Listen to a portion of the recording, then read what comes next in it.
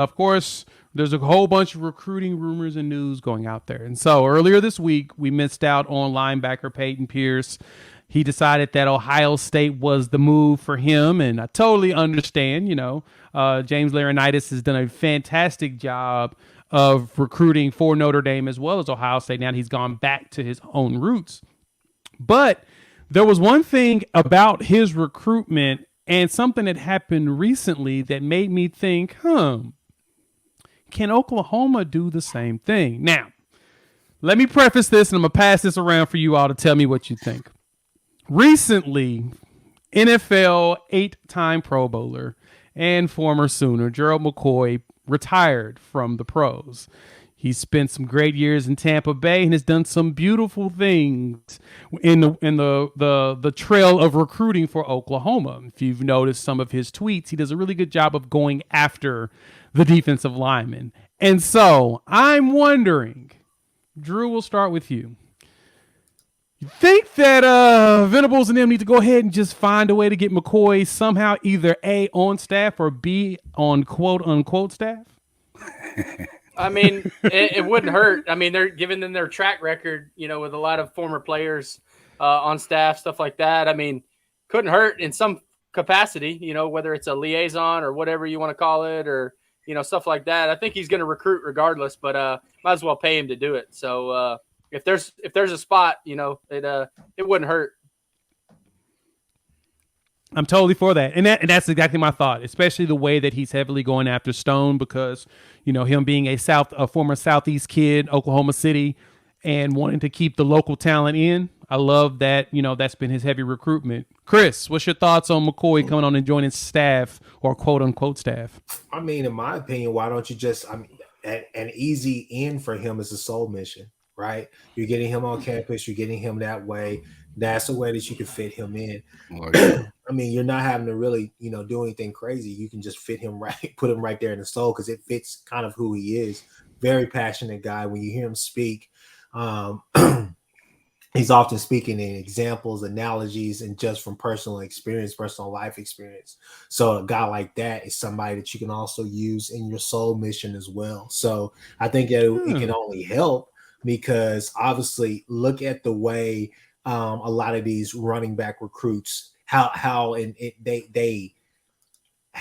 view DeMarco Murray when he walks in there. When he walks in the room, and I mean these kids they look up to him. They really love the fact that hey, he did this at a high level, and now I'm learning from him. I'm learning from the best.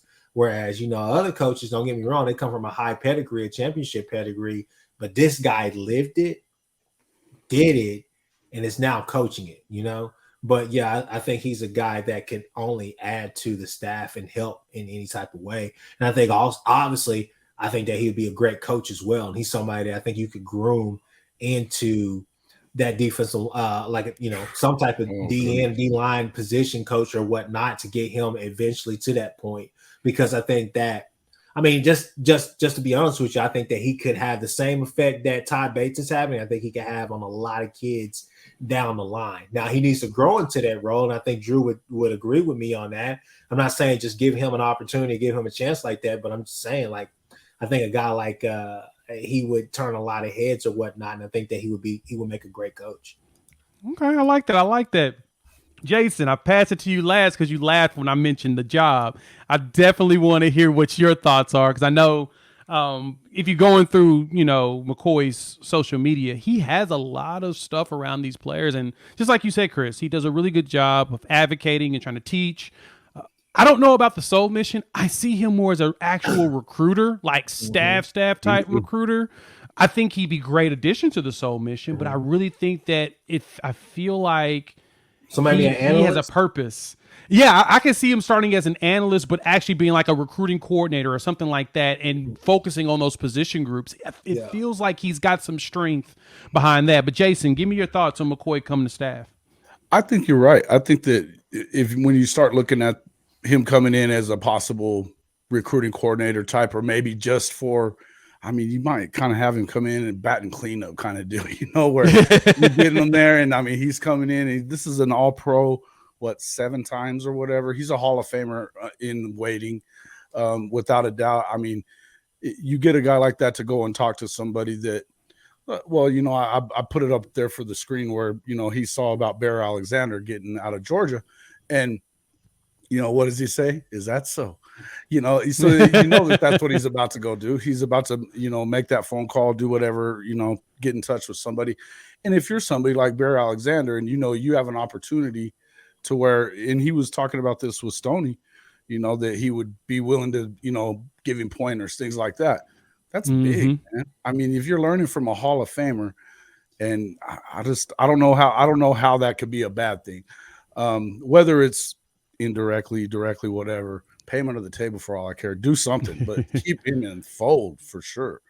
And I don't think really is paying him under the table because, you know, he obviously got the bread. He's had some great contracts with my Buccaneers. I'm a big Bucs fan as well. So he played for my team, which made me even more warm inside. But, I mean, if you make him a quote-unquote coach, he goes out there and he just, you know, recruits and he circumvents everything that needs to be circumvented, I guess you could say. But as you made mention of, he talked about Bear Alexander hitting the portal. And that was one player I did want to make mention of. There's a few players that have hit this transfer portal, which started, for those that are not initiated, the transfer portal's window for the spring just opened. It's April 15th through April 30th.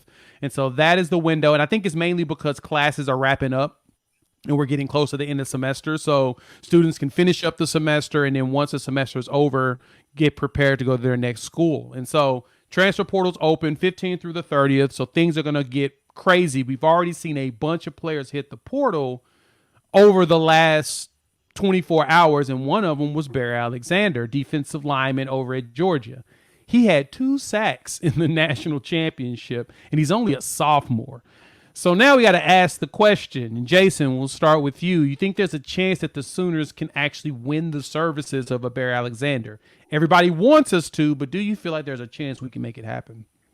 I'm hearing a lot of stuff about USC for some reason, which is weird. But I do feel like, of course, there's a chance. When you have Todd Bates, who has never not coached a guy that's been at least all conference first team once, you know, and he's put, 2020, they had 3 first round top 20 draft picks. I mean, that alone right there tells you that you have to be thinking about Oklahoma if you're a defensive lineman.